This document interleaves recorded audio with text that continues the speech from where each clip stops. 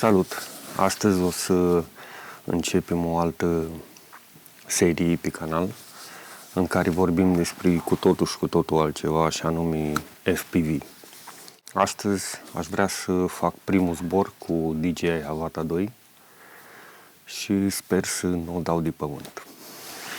M-am tot antrenat în ultimul timp pe niște simulatoare. Am vrut să intru în chestia asta cu FPV de vreo 2-3 ani, dar am început mai întâi cu simulatoare și sunt curios să văd dacă se transferă skill-urile din simulatoare în viața reală. N-am zburat niciodată vreo dronă FPV până acum și sunt curios să văd cam cum să faci chestia asta. Avem aici drona. I-am mai pus la ea niște protecții în cazul în care o dau de pământ. O să pun link în descriere cu toate chestiile care le-am pus pe la ea. Zborul de astăzi nu va fi cu motion controllerul, nu mă interesează chestia asta, ci cu Flight Controller 3 în manual mode. Nu mă apuc să fac acum descrieri și unboxing și așa despre asta, că sunt o grămadă de filmulețe online despre asta, așa că pe mine mă interesează zborul.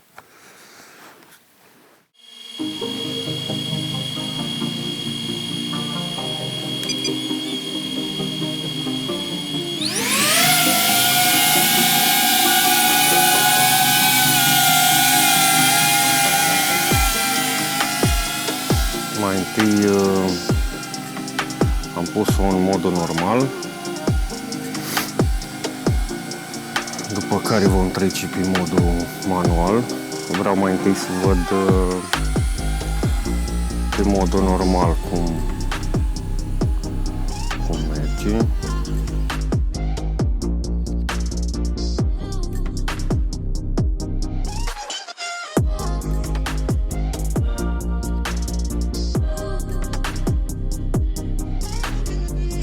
Testez limitele un pic.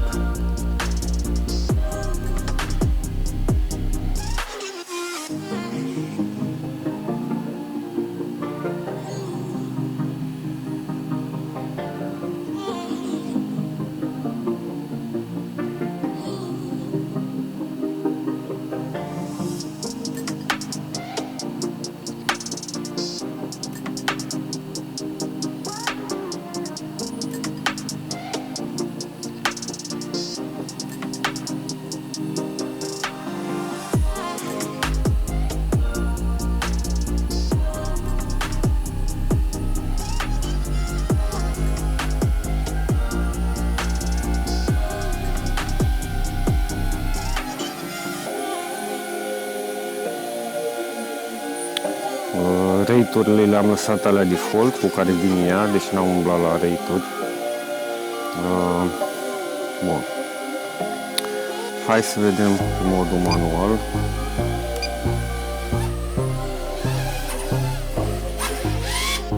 Da.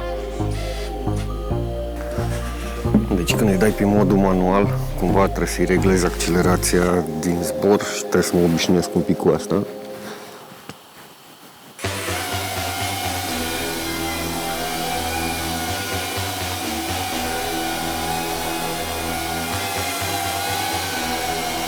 Tot pe modul normal, nu înțeleg de ce nu mă lasă să trec pe manual de jos.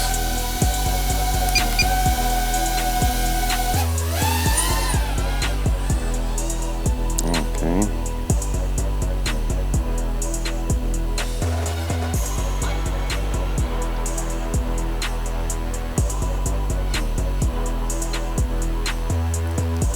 Drept.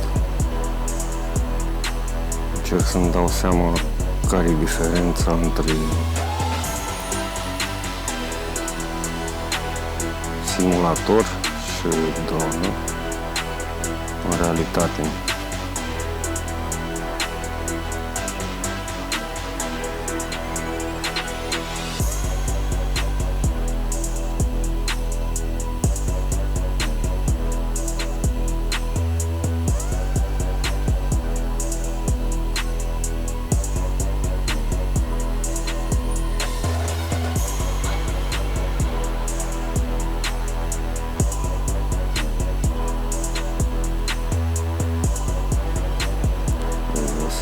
să cam pierde.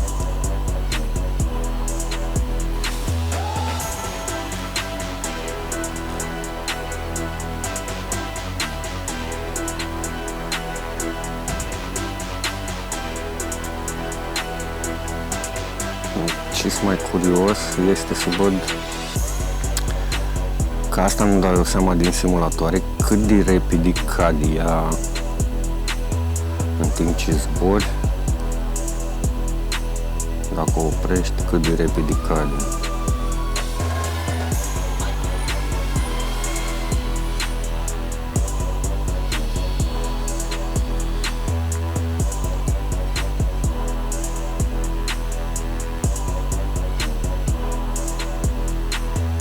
Ochelarii ăștia au funcții de dezaburire, dar nu prea pare să funcționeze chiar așa bine. Între timp, aș vrea să schimb și rate-urile cu ce folosesc eu în simulator. Să pun o poză cu rate-urile care le folosesc eu în simulator. Și dacă vă interesează, o să fac și un filmuleț cu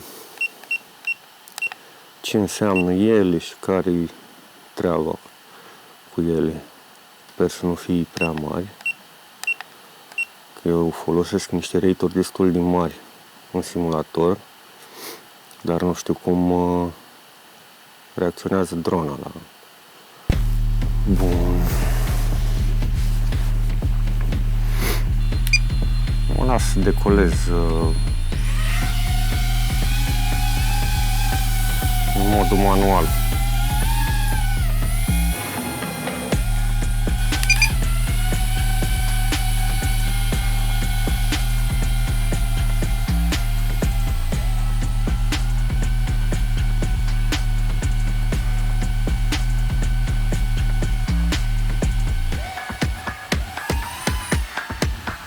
Așa.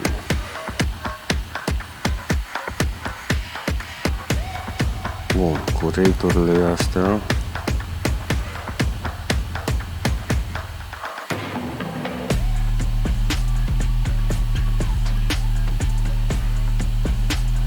da, e o leacă de diferență.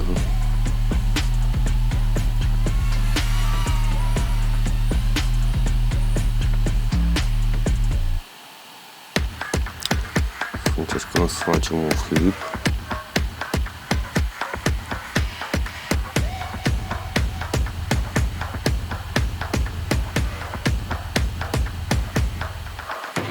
Și un roll.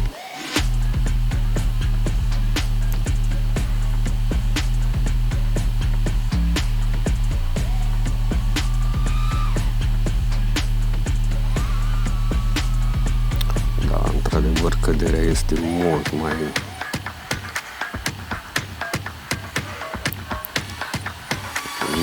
rapidă decât în simulator.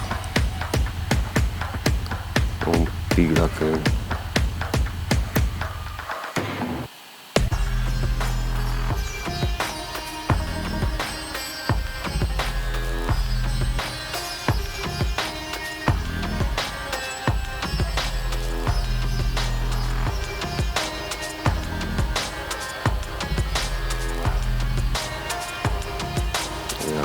Accelerația ce drept. Cât urcă, nu urcă la fel de rapid ca în simulator. Deși în simulator am încercat să fac drona să fie cu aceleași specuri ca Avata 2. Dar nu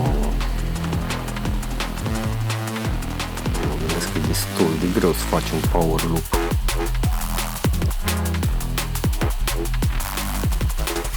Cu asta.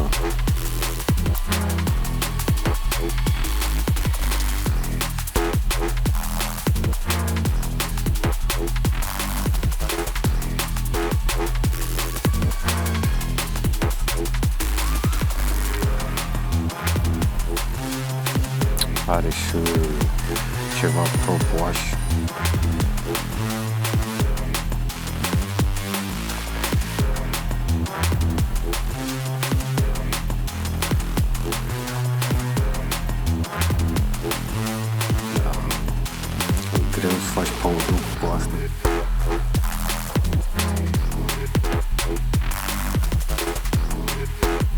Dar cred că după ceva training sau așa te poți obișnui.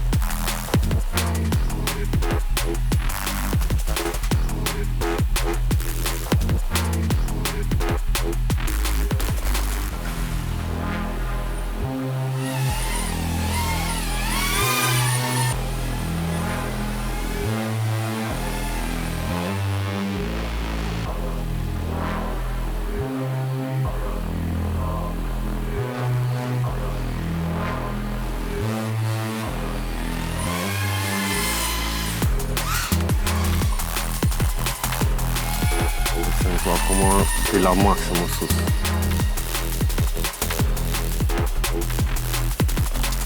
Și acum fără accelerație se duce în jos imediat în simulator.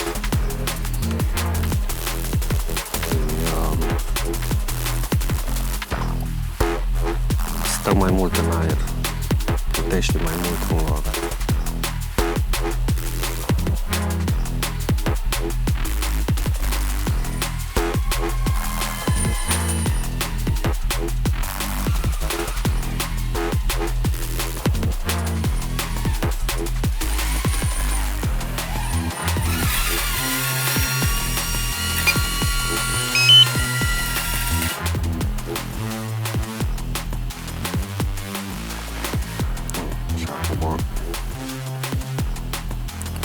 Ia să încercăm turtle mode.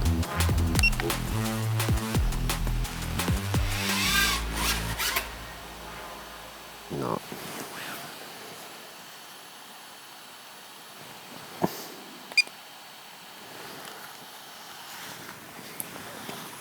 Revin. E ok. O elici un prop de ăsta e s-o ciubit o leacă. Deja bateria e destul de dusă. Se simte altă treabă față de simulator. Este că la asta se simte când se duce bateria. Și în simulatoare poți spui să faci chestia asta, dar nu e aceeași baterie. E altă treabă.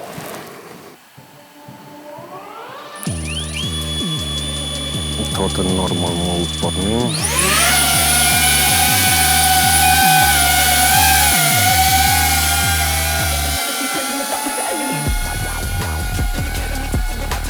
După care trecem pe modul menu.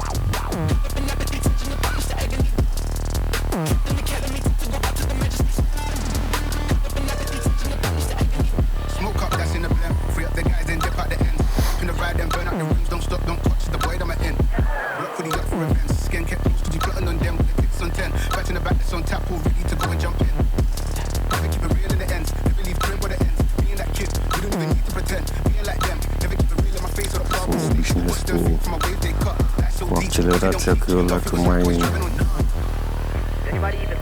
trebuie să o împing mai tare.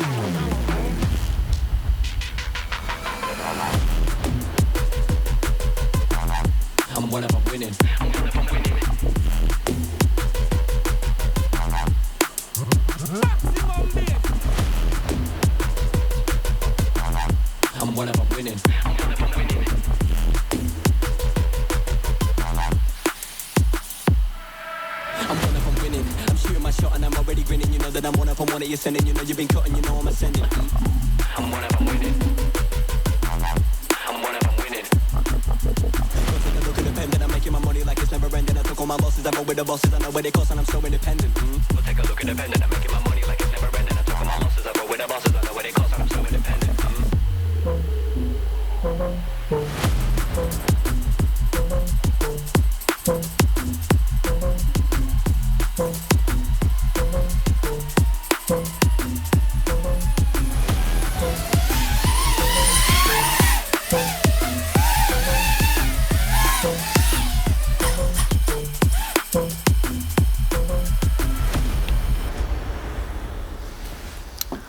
Da, cam asta a fost. Am dat-o de pământ, de 2 ori chiar.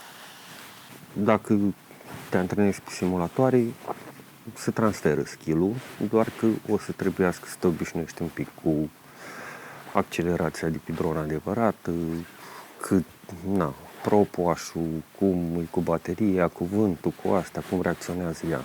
Dar în mare parte mutările, pentru că le știi cum să faci cu stick-urile, se transferă. Nu mai bine.